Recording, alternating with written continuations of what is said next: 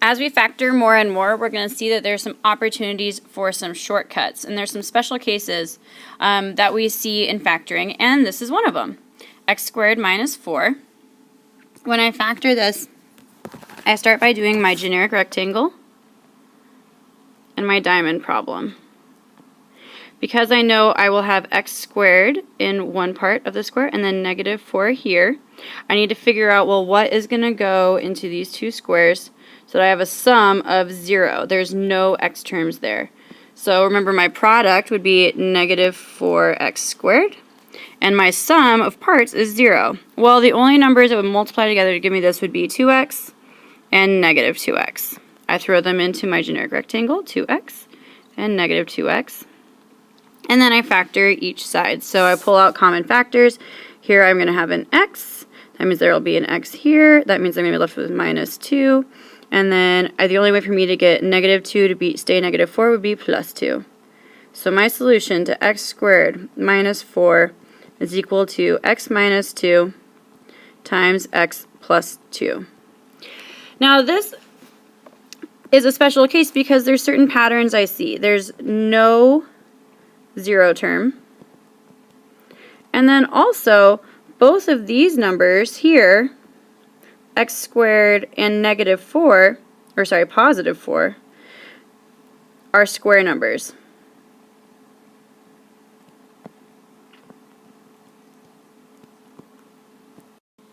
Anything that follows that pattern is called a difference of perfect squares. A few requirements for this pattern are that the first number and the second number have to be perfect squares. 4x squared would be the result of 2x times 2x. 25 is the result of 5 times 5. Also, you'll notice that there is no middle term. There is no coefficient in front of the x. There's no like ax term. Because when we do our diamond problems, they cancel out. So with this pattern, we're able to establish an easy way to do factoring. In other words, we always need to have a coefficient that is a square number with our x squared term. We need a different sign or a subtraction sign, and we need our next number to be a squared constant. When we take those terms, we're able to find out that our square root is just the first square root of the coefficient times x minus the square root of b squared times ax plus b. If I use a generic rectangle, we would get that exact same thing. Following this pattern, I can quickly come up with my factors for 4x squared minus 25. 4x squared, well, the square root of 4x squared is 2x, so it'd be 2x times 2x.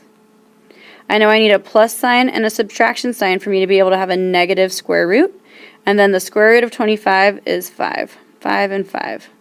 So those are my factors. X squared minus 100, 3x times another 3x